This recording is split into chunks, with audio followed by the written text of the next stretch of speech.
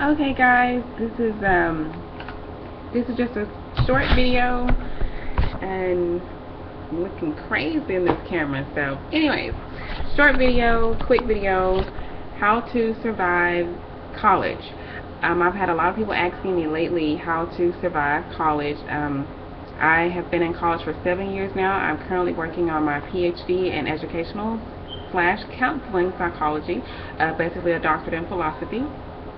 And people have been asking me how did I do it, and what made me stick to it, and how they can do it. And so basically, one of the biggest things I can say about surviving college is endurance. When you go to college, it's not about continuously having a 4.0. You have to be able to endure the system of college itself, and endure your life circumstances, whatever they may be. I know for myself, I have two small children. Well, they're 11 and 9, but I think that's still pretty small. And 7 years ago, they were 2 and 4. So one of my kids, who's my son, he's sick. He's completely dependent on me. He's blind, deaf. He cannot walk, crawl, talk, any of those things. So I spent a lot of time, and I still do spend a lot of time in hospitals and doctors' offices for his care. And I also went through a divorce in the beginning of my college years, but I did not quit. Granted, there were times that I wanted to quit, but I still didn't. I even went through academic suspension due to my son went into a coma one year, and I could not keep up. I thought that I could keep up, but I could not, and my grades suffered badly. I went from a 3.7 to a 1.9. That's how quick they suffered, because your GPA will drop a whole lot faster than it'll go back up.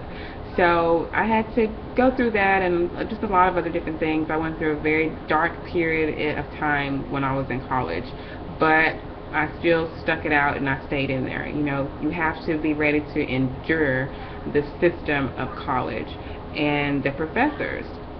And that leads me into the next thing, which would be communicate. Your professors are there to teach you. Sometimes they're awesome. Sometimes maybe they're a little bit over being a professor. But if something's going on, whether it's personal or educational, and it involves that class or that particular person, that professor, talk to them about it. Some of them will care, and some of them will not care. I've had both. I've had professors that'll say, well, if you can't do the work, then there's the door. You might need to drop this class. But I've also had professors to say, okay, Aubrey, whatever you need, I can do my best to help you succeed, because I want you to make it through this class. I want to see you graduate. So you have to keep that door open, that communication open with things that are happening in your life. You don't have to tell them the whole story of what's going on with you or your family, but you can let them know that, hey, I'm going through something right now that could potentially affect my attendance or just my work in general. It could affect my success in this class, and see how they will work with you on that, and even grade wise, because it may not be a life thing. Sometimes there might be a class that you have and you're not quite grasping the concept of the work, or maybe you're not doing things that the professor wants to see more of from you. So you use that open door policy, as they have office hours, phone numbers, and they give those to you in your syllabi. Use that and communicate with them about what it is that they need you to do more of, or what they need you to do less of, so that you can get the best grade possible. So endure the class and communicate with your professor. And so those are the two biggest things. And also finances. For a lot of people, they look at how to pay for it. And when people look at me, they're like, oh my gosh, you're 7 years in college and now you're a PhD. I mean, to get a PhD costs $100,000. Literally, my degree cost $100,000 to get my PhD. And with that in mind, I would tell people, shop around. Don't just choose a college because of popularity. or maybe it's been a lifelong dream. And if it's been a lifelong dream and you want to go to Howard or you want to go to Yale, and that's a place that you can get into, but hey, by all means, go for it. Because if that's what you want to do with your life, then by all means. Yeah, there are some other financially conscious people out there like myself who don't want big bills. I chose to go to community college in the beginning of my college career. I went to community college for literally as long as I could. Even when I had met my requirements for an associate's degree, I continued to go to that community college because they offered some of the classes that would go towards my bachelor's. So I used them for that purpose because it was thousands of dollars cheaper. And then those same credits, all of those credits transferred over to the university that I attended and that I received my degrees from. So that was something that I did as far as finances went. I utilized grants. You have to look up the scholarships and see what that school offers you and what you need to do to get those scholarships. And for me going into my PhD, I chose colleges that offer free tuition for your PhD over the first year, and with some even the first 2 years, and also stipends. I chose to go to college, to a college that offered a stipend. And of course, you can work, you have your work study. I know I plan on being an associate professor next year after I get my bulk of classes done in my first year of a PhD school. So those are things to think about. And bigger things, make sure it's what you want to do. I know when I first went into the system of college, I had a lot of people to tell me, go for something quick. You have small kids, you're married, go for something quick. Your son is sick, you have experience in the medical field with him, so why don't you go into nursing? And for a moment, I did think about doing that.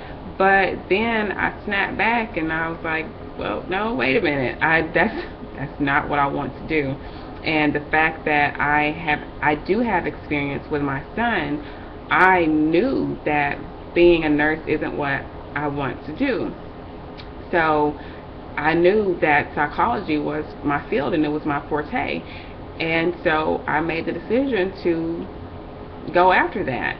And that's what I've done for 7 years. That's what's gotten me here, because although I appreciate people's opinions and their love and well wishes, you ultimately have to do what is best for you.